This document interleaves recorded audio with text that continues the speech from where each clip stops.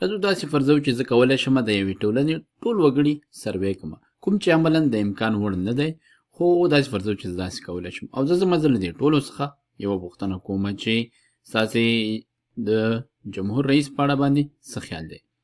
نو او هغوی ته وایم چې تاسې دوه ځوابونه ورکولی شئ، یا دا چې ستاسې خوښ دی او یا دا چې ناخوښ دی. دا دوه ډوله هغوی ځواب ورکولی شي، خوښ یا ناخوښ. او داسې فرضوو چې د دې دواړو فیصدیانې چې دي په دې ډول دي چې 80% چې دی د دې خلکو خوښ دی او 40% چې دی هغوی ځواب ناخوښ دی.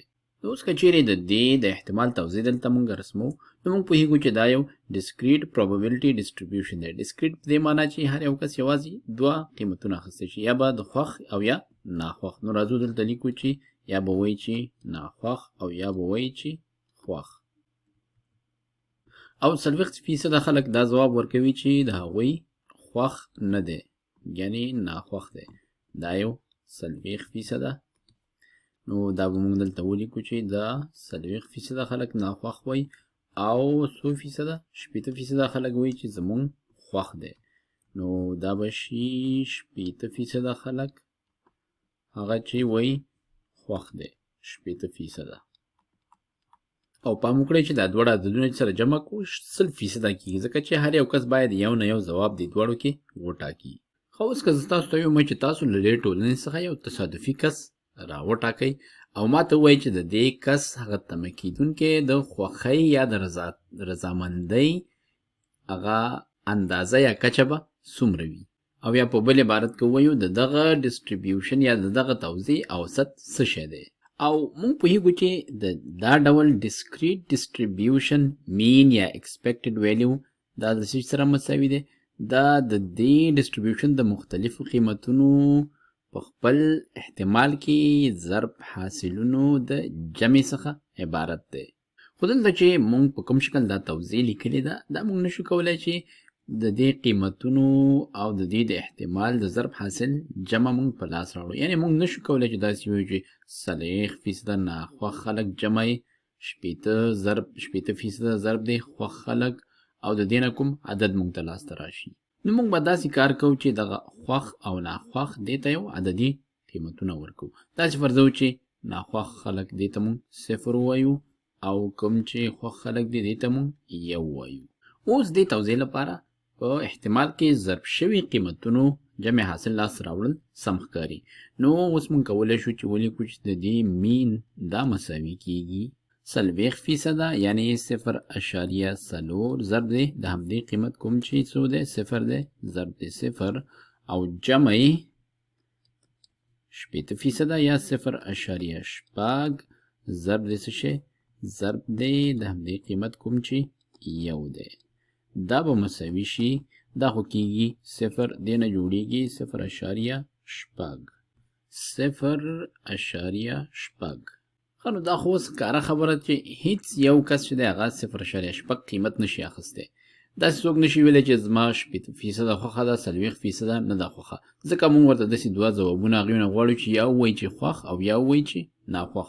نو 0.6% د یو قیمت هم نشي کېدی. نو داسې هیڅ کس به پیدا نه کوي چې د هغه د خوښۍ اندازه 0.6 وي، یا به یو قیمت اخلي او یا به 0 قیمت اخلي. دا اوس ډېر په زړه پورې صورت دی، ځکه چې زموږ مین داسې یو قیمت نه دی چې دغه توزیع هغه قیمت واخیستلی شي، ځکه چې دا قیمت تقریبا شاوخوا دې ځای کې راځي، کوم چې نه دا دی او نه دا دی، خو هر څه چې دی همدغه ایکسپیکټډ ویلیو یا همدغه مین قیمت دی.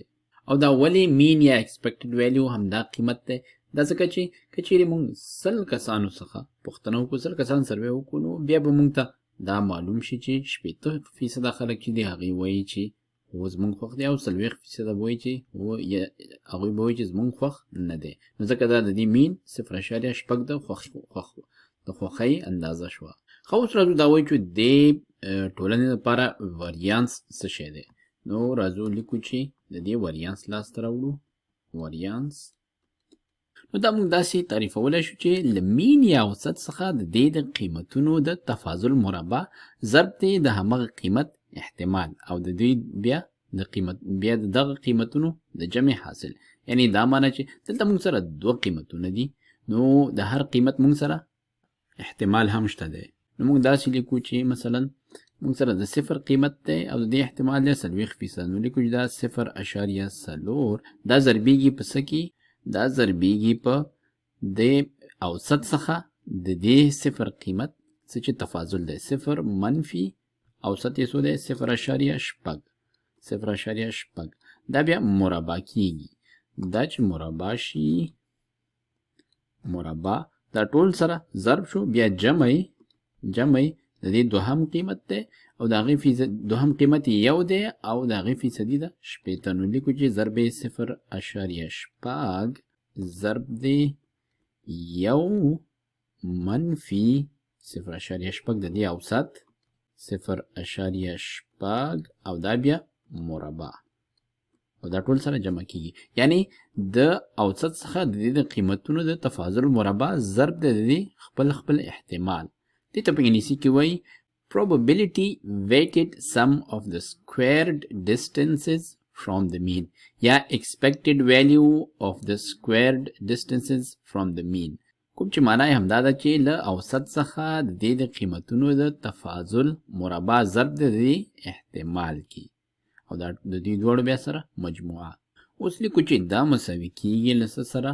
دا به شي 0.4 دې نه څه جوړیږي؟ دې نه جوړیږي منفي 0.8 دی، دا چې مربع کو دې نه جوړیږي ضرب دی 0.3 بیا ورپسې جمع دا په خپله 0.8 دې نه جوړیږي منفي 0.4 دا چې مربع شي دا به شي دې نه جوړیږي ضرب دی 0.1. دې ته به راواخلو د حساب ماشین او وبه لیکو چې څو دی 0.4 ضرب دی 0.3 جمع 0.8 ضرب دی 0.1 دا به مساوي شي 0.4. نو د دې ډیسټریبیوشن لپاره سټینډرډ ویریانس دا مساوي دی له 0.24. همدارنګه د دې سټینډرډ ډیویشن عبارت ده د دې د مربع جذر څخه. نو لیکو چې سټینډرډ ډیویشن مساوي شو مربع جذر د 0.30. را به شو حساب ماشین ته قیمت دلته تیار شته دی، د همدې به مربع جذر راواخلو. دا مساوي شو 0.489. دې خانې ته به یې رالنډ کړو 0.49 ترې جوړیږي. لیکو چې دا مساوي شو تقریبا 0.49. نو وایو چې د دې ډیسټریبیوشن مین چې دی هغه دې ځای کې دی، مین 0.8 دی او سټینډرډ ډیویشن چې دی هغه تقریبا دې خواته راوځي شاوخوا کیدای شي دا شاوخوا 0.5 دی، دا چې دې سره جمع شي 1.1 ته خبره رسیږي. نو دلته یې که فرض کړو دا د دې یو سټینډرډ ډیویشن دی خوا شو او یو سټینډرډ ډیویشن دلته یو ځای کې راځي، دې ځای کې 0.5 دی خو 0.5 تقریبا دی خواته. او دا اوس سم هم ښکاري که څه هم ډسکریټ ډیسټریبیوشن لپاره دا ډول حالتونه د علمي پړاوه څېړل سخت وي، ځکه چې ډسکریټ ډیسټریبیوشن دا ډول قیمتونه نشي اخیستی، خو بیا هم لږ تر لږه دومره ښیي چې دغه ډیټا چې ده یوې خواته کش شوې یا کږه شوې ده. په هر صورت دا مثال موږ په دغسې عددونو سره ځکه موږ ترسره کړه تر څو تاسو په دې پوه شئ چې دا ډول ډیسټریبیوشن ولې ارزښت لري. په راتلونکي ویډیو کې به همداسې مثال موږ په عمومي طریقه حلو، چېرته چې دغه ته به موږ پی وایو کوم چې د کامیابۍ فیصدي او دې ته موږ وایو یو منفي پی کوم چې د ناکامۍ فیصدي ده. او همدارنګه د دغه ډیسټریبیوشن د مین ویریانس او سټینډرډ ډیویشن لپاره عمومي فورمول نه لاس راوړو کوم چې د برنولي ډیسټریبیوشن په نامه یادېږي، کوم چې د باینومیل ډیسټریبیوشن تر ټولو ساده شکل دی.